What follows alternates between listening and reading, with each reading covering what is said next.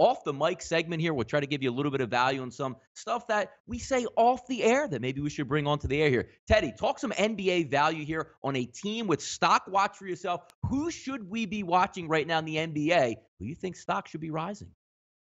Sure. And this, I really think this is going to be one of our most popular segments when you talk about, stock watch or concept of who we buying, who we selling.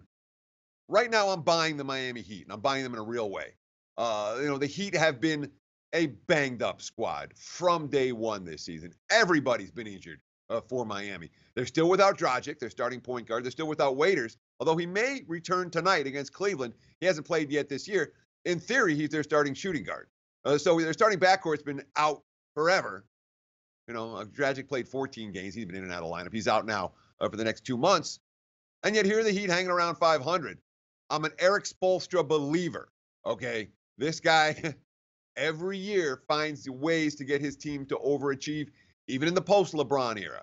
And we have a roster for Miami that's really good at mixing and matching. Spoelstra can create the matchup problems that he wants. Very athletic team. Miami's got nothing but upside over the back half of the campaign. And really, we're just talking, when we talk about stopwatch, we're talking about right now. Miami should get Waiters back this week. They're playing defense at a level we haven't seen in recent weeks. They're coming off a loss to Minnesota at home. I wouldn't be surprised at all to see Miami go on a nice little point spread run between now and, let's say, the All-Star break. But specifically right now, the Heat, a team that's really overlooked in the betting markets, that has significant upside for the next week or two.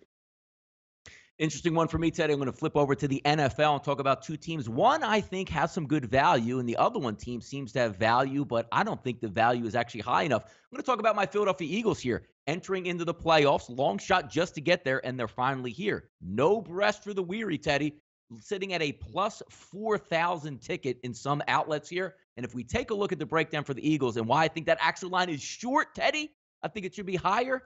Let's go over the Philadelphia Eagles.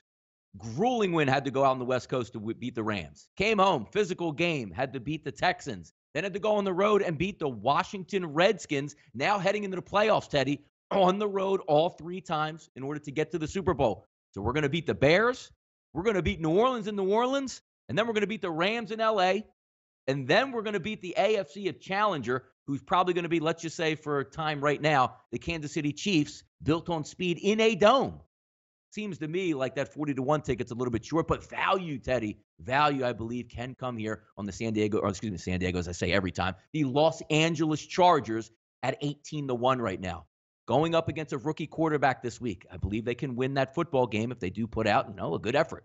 Then you're going to go in and play maybe a team that struggled. Have you seen the way Kansas City has played at Arrowhead over the past decade and a half in the playoffs? It's not good. Perceivable, you can knock them off. Looking at the New England Patriots, to me, one of the weaker teams that they've had over the past couple years. And then, of course, if they do make it to the Super Bowl, well, it's going to be a tough go of it if it's going to be the New Orleans Saints, which I think it's going to be. But I think an 18-1 ticket, Teddy, on the Chargers is legitimate in this aspect. Well, let me ask you this, because let's be real about this.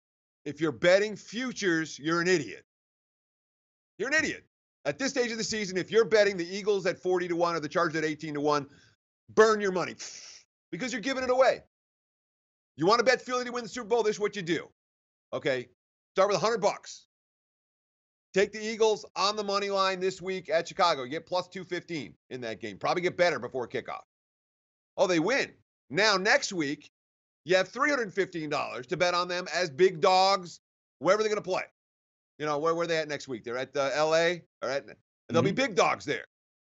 They win that game. They'll probably be plus $3 in that game, maybe higher. Boom. Now you got $1,000 to bet on them at plus 300 in the next game. And you're not even in the Super Bowl yet. If you want, you can up and pull. You can adjust your wager size. You don't bet futures.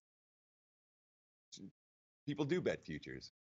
Savvy professionals do not bet futures at this stage of the season. All you do is make the same bet, but do it on a week-by-week basis. You want the Chargers? Fine. Bet them on the money line this week. Bet them in Baltimore on the money line. And then take that money if they win and put it the next week on the money line. And the week after that, you'll end up with better than 40-1 for Philly, and sometimes 3 times better, depending on the matchups. You'll end up with better than 18-1 on the Chargers, significantly better if you don't do it the lazy way. Betting futures is the lazy way, and the lazy way will cost you money, flat out. Yeah, no, I mean, there's something to be said about that. But I think the Eagles should be lower than that with the value. I can't even believe if the Eagles are going to make a run to the Super Bowl, this would be even 10 times more crazy in the city of Philadelphia as it was last year. Just looking at the actual road as opposed to getting a dome team in Atlanta at home, getting a dome team in Minnesota at home, and then going to play the New England Patriots in the Super Bowl. Crazy, crazy stuff there.